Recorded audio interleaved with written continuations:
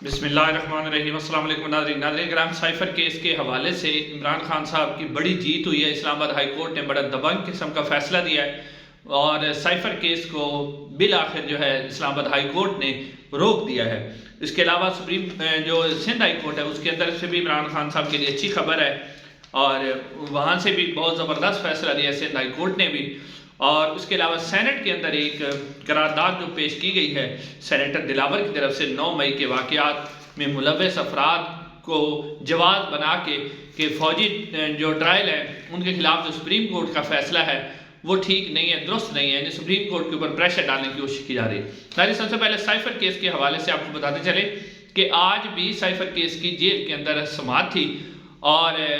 اس کے اوپر ایف آئی نے 6 گواہ پیش کرنے تھے۔ اس کی تفصیلات تو آپ کو بعد میں رکھیں گے، لیکن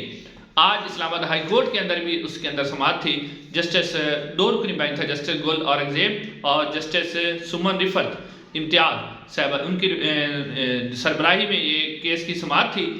جس کے اوپر عمران خان صاحب کے وکلا نے عدالت سے کہہ رکھا تھا، یعنی جج کی تعیناتی کے حوالے سے اور فرد جرم عائد کے حوالے سے اور اوپن ٹرائل کے حوالے سے انہوں نے کہہ رکھا تھا۔ یہ وہی کیس ہے جس پہ جسٹس عامر فاروق صاحب نے اس کے ٹرائل بھی ٹھیک قرار دیا تھا قانون کے مطابق، اور اس کی سماعت بھی، فرد جرم بھی، سب کچھ جسٹس عامر فاروق صاحب نے جو ہے وہ جائز قرار دیا تھا۔ لیکن جو ہی عدالت تبدیل ہوئی، جج تبدیل ہوئے، تو آئین اور قانون کے مطابق فیصلہ آیا۔ اب عدالت نے اس کیس کو 6 نومبر تک روک دیا ہے۔ اٹارنی جنرل نے بڑا زور لگایا کہ آپ کیس کل کے لیے رکھ لیں، اس کے اوپر حکم امتناع نہ دیں، یعنی اس کو سٹے آرڈر نہ دیں، کل کے لیے رکھ لیں، لیکن عدالت نے ان کی درخواست کو مسترد کر دیا اور جسٹس گل اورنگزیب نے بڑے اہم ریمارکس دیے۔ جسٹس گل اورنگزیب نے کہا کہ خاندان کے 4 یا 5 افراد کو رسائی دے دینا یہ اوپن ٹرائل نہیں ہوتا، اور انہوں نے کہا کہ آپ اگر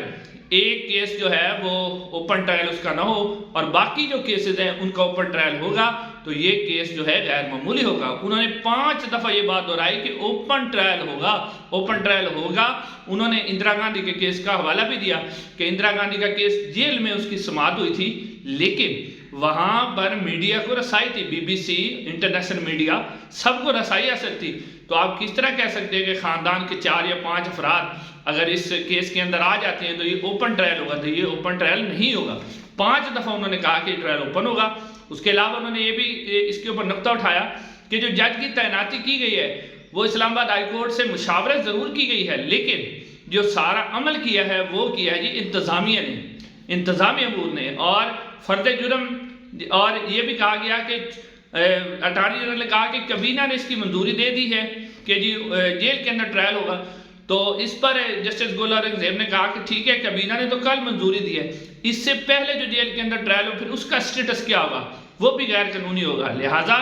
عدالت نے اٹارنی جنرل کو پورے ریکارڈ کے ساتھ سارے اداروں کا جو ریکارڈ ہے وہ لے کر عدالت کے اندر پیش ہونے کا حکم دیا ہے۔ یعنی ناظرین یہ بڑا دبنگ فیصلہ ہے اسلام آباد ہائی کورٹ کا،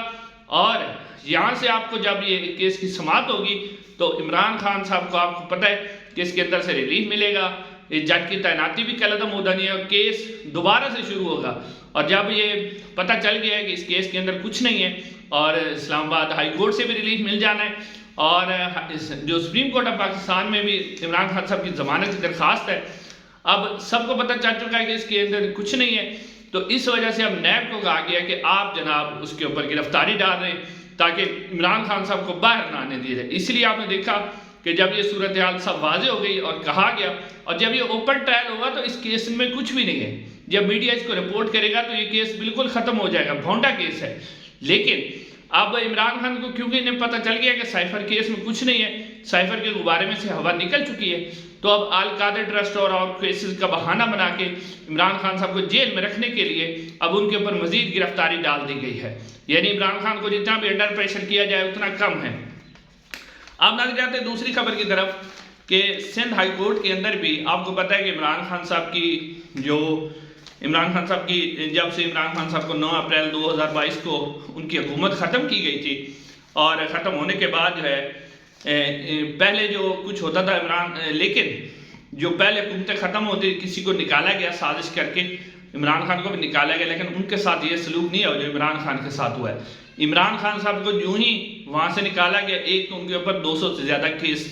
جو ہے وہ درج کر لیے گئے۔ اس کے علاوہ جناب عمران خان صاحب کی آپ میڈیا چینل کو سختی سے یہ حکم دیا گیا کہ کوئی بھی عمران خان کی تصویر، ٹکر یا نام یا کوئی ویڈیو اپنے چینل پر نہیں چلا سکتا، اگر چلائے گا تو وہ اپنے ذمہ دار ہوگا اپنے سے۔ یعنی کہ یہ پہلی دفعہ کیا گیا کہ ایک لیڈر جس کی 90% اس ٹائم 90% کے قریب جو ہے 90% اس کی مقبولیت ہے، جو وفاق کی علامت ہے، پورے پاکستان کی علامت ہے، اور پاکستان کی تاریخ کا محمد علی جناح رحمہ اللہ تعالیٰ کے بعد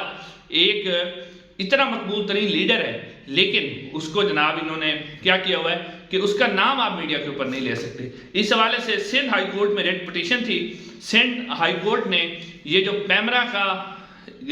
آرڈر تھا جس میں ان کا نام یا تصویر یا ان کی جو سیاسی سرگرمیاں ہیں اس کی کوریج ہے اس کو معطل کر دیا ہے، اور انہوں نے کہا ہے کہ یہ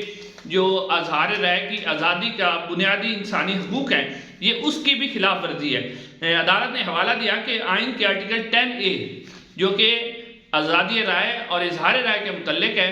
یہ جو حکم ہے اس کی خلاف ورزی ہے، اور عدالت نے اس حکم کو کالعدم کرا دیا۔ یعنی آپ ٹی وی چینل جو ہیں وہ عمران خان صاحب کا ٹکر بھی چلا سکتے ہیں، تصویر بھی چلا سکتے ہیں، اور ان کی جو سیاسی سرگرمیاں ہیں ان کو بھی دکھا سکتے ہیں۔ آپ ناظرین آ جاتے ہیں آخری خبر کی طرف۔ سینٹ میں کیا کیا جا رہا ہے؟ سینٹ کے اندر کل ایک قرارداد پیش کی گئی، سینیٹر دلاور صاحب ہیں انہوں نے ایک قرارداد پیش کی، اور قرارداد کیا پیش کی؟ جو سپریم کورٹ آف پاکستان نے جو ملٹری ٹرائل یعنی کہ جو فوجی عدالتیں تھیں ان کو کالعدم کرا دیا اور انہیں غیر آئینی کرا دیا تھا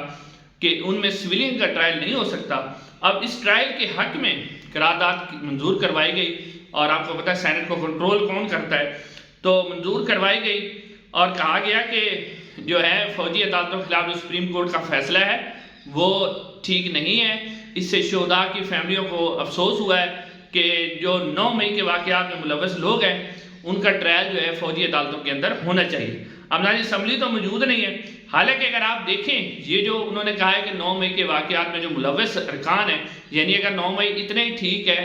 9 مئی واقعے میں ہوا ہے، 9 مئی بالکل ہی سچا ہے، اور ان میں جو ملوث ملزمان ہیں ان کے خلاف فوجی عدالتوں میں ٹرائل ہونا چاہیے، تو پھر سوال تو بنتا ہے کہ بہت سے ایسے رہنما جو کہ 9 مئی میں نامزد ملزم تھے، یعنی ان کے اوپر جو FIR تھی وہ نامزد تھی، نامعلوم بھی نہیں تھی، وہ اس وقت استحکام پاکستان پارٹی میں بیٹھے ہوئے ہیں۔ تو